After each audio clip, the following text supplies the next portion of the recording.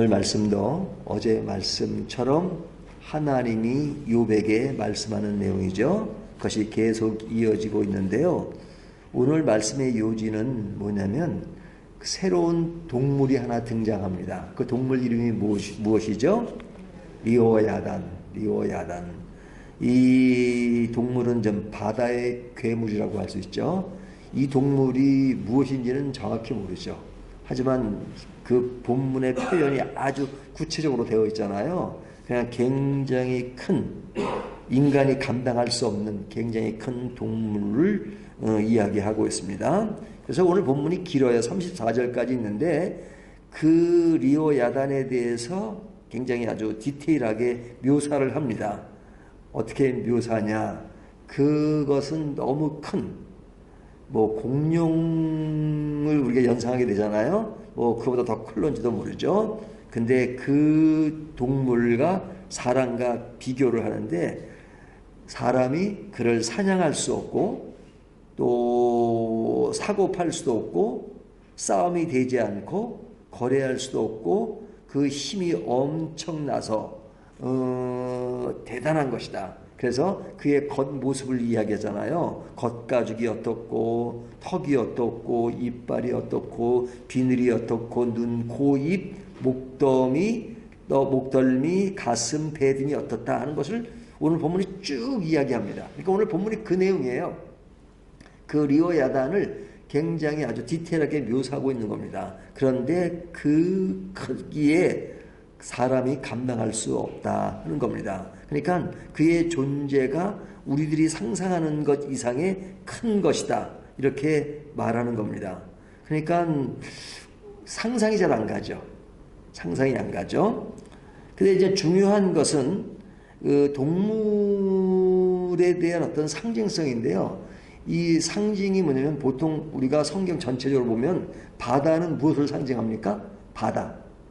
바다는 세상을 상징할 때 바다를 많이 쓰죠. 근데 세상의 악한 측면을 얘기할 때 바다로 묘사할 때가 굉장히 많습니다.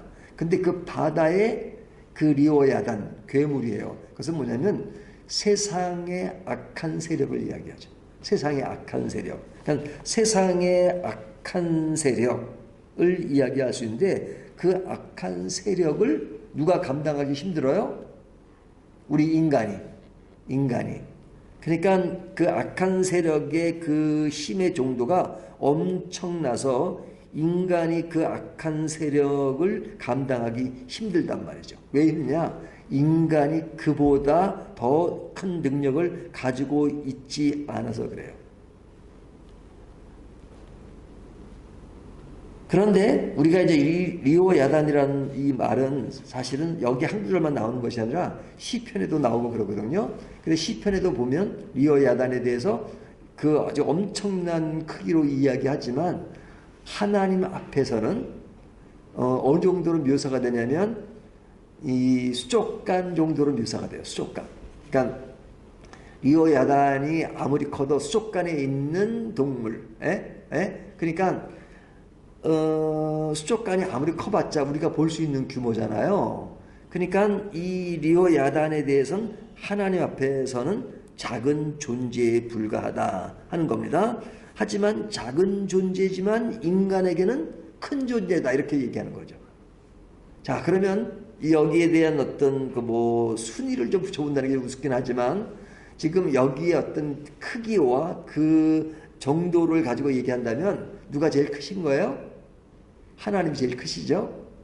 그 다음에 인간은 그를 감당할 수 없다라고 말하니까 리오야단이 인간보다는 능력 면에서 월등하다고 볼 수 있죠. 그래서 등급을 매긴다면 하나님, 리오야단, 인간 이렇게 말할 수 있겠죠. 그러니까 리오야단이 힘으로 보면 인간보다 한 수 위란 말이죠. 그런데 한 수 위인 그 리오야단에 대해서 인간은 함부로 대하지도 못하면서 그 모든 것을 능가하는 하나님에 대해서는 인간 이하인 것처럼 하나님을 쉽게 대하는 경우가 많다는 거죠. 쉽게 대하는 경우들. 그러니까 그 괴물, 그것은 악의 세력이에요. 악의 세력은 우리 도처에 깔려있고 굉장히 큰 힘으로 다가오기 때문에 감히 넘보지도 못하고 늘 끌려다니는 인간인데, 그 인간이 사실은 그 모든 것을 더 능가하시는 하나님의 계심에도 불구하고 하나님에 대해서는 쉽게 생각하고 그런 악한 세력에 대해서는 두려워하고 떨며 하는 그런 모습을 가지고 있는 것, 그것이 누구냐? 그것이 인간이라는 것을 이야기하고 있죠. 그러니까 이 이야기는 인간으로 살아간다는 건 참 어려운 것입니다.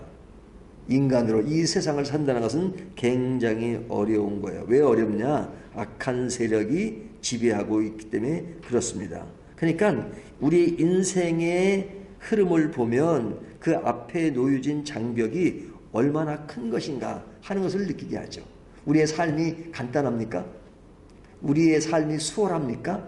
우리의 삶이 뭐 그냥 아주 편하고 아주 좋기 그렇습니까? 물론 문화적으로 많이 여유가 생기고 편해지고 했지만 우리의 싸움은 무슨 싸움이라 그래요? 영적 싸움이라 그러잖아요. 영적 싸움에 있어서 항상 우리를 위협하고 우리를 힘들게 하는 것이 뭐예요? 악한 세력이죠. 어둠의 세력이요. 어둠의 세력이 우리를 늘 엿보고 우리를 꼼짝 못하게 하고 그 어떤 정도에 아주 눌리게끔 만드는 것이죠. 그래서 그것을 두려워하면서도 그것을 능가하시는 하나님에 대해서는 가볍게 생각하는 경우가 있다는 겁니다.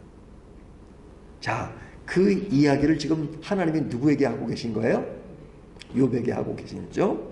근데 참 오늘 본문이 재밌는 것이 뭐냐면 욥은 하나님께 한탄하고 하나님께 불만을 토로했어요. 그러니까 이 이야기는 욥에게 하는 겁니다. 내가 지금 그런 그 하나님에 대해서 탄식하고 또 하나님을 원망하고 하는 것, 하나님이 받아주신다는 거예요. 그러니까 받아준다는 그것은 누구 해석이에요? 우리들이 해석을 하는 거잖아요. 하지만 그렇게 하는 것이 하나님은 지금 뭐라고 하냐면 야단을 치는 겁니다. 욥에게. 너 내가 누군지 알아? 리오와 야단 꼼짝을 못하면서 나는 그를 지배하는 아주 크신 분인데도 불구하고 그에게는 꼼짝 못하면서 나에게는 한탄하고 나에게는 대들고 그랬지. 트집 잡고 그랬지. 그렇게 말씀하는 겁니다. 자, 그러면 우리가 1장으로 넘어가서 욥은 동방에 뭐라 그러죠? 의인이라 그러죠? 그러면 1장에서 의인이었던 욥이 지금 마지막 장인 내일 42장에 나오고요. 이제 오늘 41장 이 본문에서 보면 욥은 의인이었던 상태에서 죄인으로 변한 것입니까? 아니죠. 여전히 의인인 거예요. 의인인데 그 의인을 향해서 그 의인이라고 말하는 것은 하나님이 그렇게 말씀하신 거예요. 하나님 평가하시고. 근데 하나님이 그 의인을 향해서 뭐라고 말씀하시는 거예요? 너 한탄하고 나한테 대들고 나한테 그랬지? 그러는 거예요. 그러니까 내가 하는 것, 리오야단, 그런 어떤 악한 세력은 두려워하고 그런 것은 아주 무서워하지만 나한테는 가볍게 생각하는 거 내가 그런 거지. 그렇게 말씀하시는 거예요. 자, 그렇게는 말씀하시는데 그러면서 그러니까 너는 의인이 아니야 라고 말씀하진 않죠. 그의 허점과 그의 연약함과 그런 이야기를 하지만 그를 그렇다고 해서 악인이라고 보지 않고 여전히 의인으로 인정하시는 겁니다.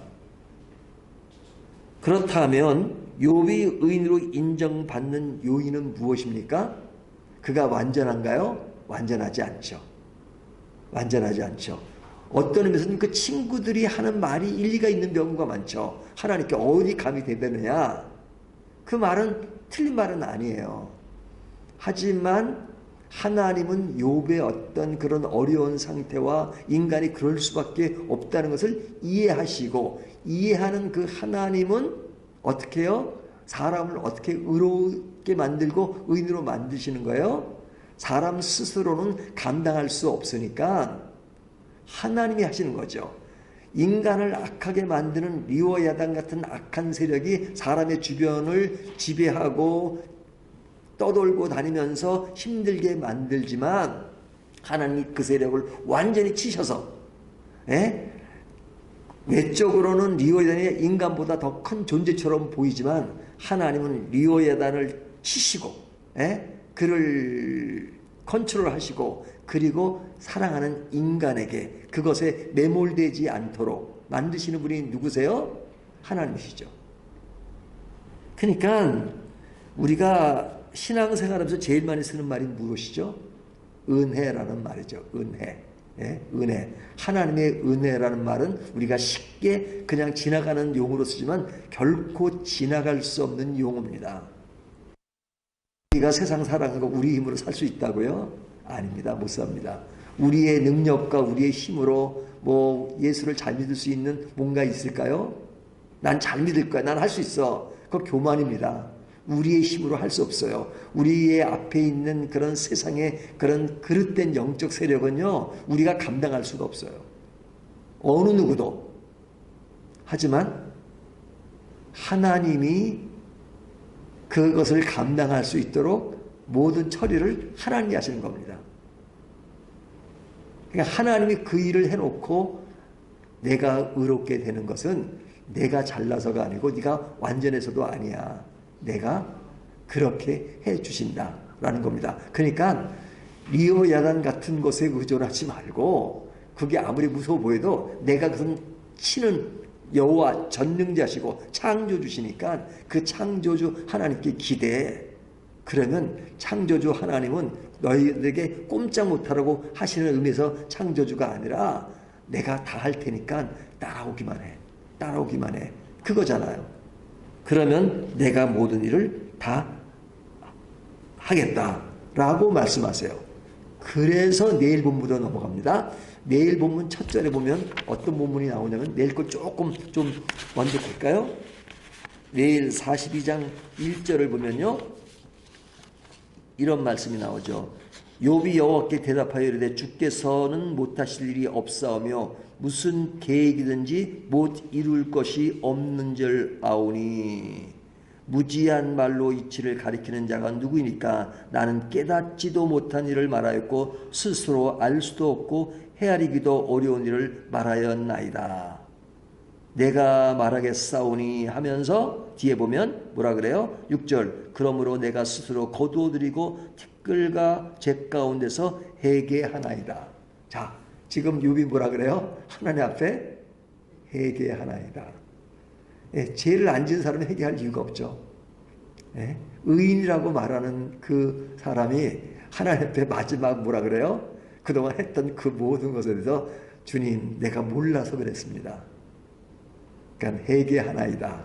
근데 이 회개하는 이 욥의 모습이 친구들랑 논쟁할 때는 그 아픈 가운데서도 청절한 가운데서 그래도 지지 않으려고 굉장히 부딪히는 것이 보여지잖아요. 그러나 우리는 누구 편이에요? 욥의 편이니까 욥의 편을 계속 들어왔죠. 욥이 옳고 친구들이 그러다. 그 말은 맞아요. 하지만 또 다르게 생각하면 그 욥의 친구들이 하는 말이 완전히 틀린 건 아니란 말이죠. 하지만 그들이 틀렸다는 것은 뭐냐면 그 상황, 그 말씀 자체가 틀렸다기보다는 욥의 상태를 이해하지 못한다는 차원에서 그리고 하나님이 그를 정죄하지 않는데 그들이 정죄한다는 것에 문제를 두고 있는 거잖아요. 근데 하나님의 말씀 앞에 욥은 지금 내가 몰라서 그랬습니다. 모르니까 무지했나이다. 그리고 하나님께 회개하는 모습이 나오잖아요. 그 회개하는 그 자, 내가 내 모습을 알고 내가 스스로 모든 것을 다 할 수 있다고 생각하지 않는 자가 그 사람이 누굽니까? 의인인 것이죠. 의인. 하나님의 의인으로 삼는 것은 우리가 완전해서가 아니라 하나님의 은혜를 알고 그 앞에서 그것을 인정하고 따라가는 그것이 의인입니다. 그러면 우리는 우리 앞에 리오야단이 존재해도 나는 할 수 없지만 하나님, 주님께서 해주니까 나는 그쪽을 바라보지 않고 주님을 바라보겠습니다. 그래요? 그러니까 우리는 리오야단 싸울 힘이 없어요. 그냥 하나님께 방향을 트는 겁니다. 마치 이거 같아요. 베드로가 물 위로 걸었어요? 못 걸었어요? 예? 예수님이 걸어오라니까 걸었잖아요, 처음에는. 근데 왜 빠졌어요? 주님만 바라고 가면 돼요. 근데 옆에 막 풍랑이 부니까 그걸 보니까 갑자기 거기에 그냥 눌려버린 거죠. 주님이 계신데. 그러니까 팍 빠져요. 주님이 믿음이 약한 자요. 이렇게 말씀하시잖아요. 우리가 믿음으로 사는 것, 은혜로 사는 것은 주님을 바라보는 겁니다. 그리고 주님의 얼마나 크심을 바라보는 겁니다. 하지만 우리는 바라보는 것이 왜 그래야 되느냐? 우리가 약하기 때문에 그렇다는 걸 늘 인정하는 것이죠. 오늘 이 말씀을 가지고 의인으로 평가되는 기준이 무엇인가 하면서 우리는 내가 뭔가를 할 수 있다는 그런 것보다는 하나님의 은혜 때문에 내가 살 수 있다 라는 쪽에 감사의 내용이 오늘 본문을 적용할 수 있는 큰 포인트가 아닌가라는 생각이 듭니다. 나는 할 수 없지만 하나님이 해주시니까 은혜로 산다. 그래서 나는 살 수 있고 나는 그래서 의인으로 취급받는다. 그래서 감사하다 하는 것이 오늘 본문이 우리에게 주는 메시지인 것 같습니다.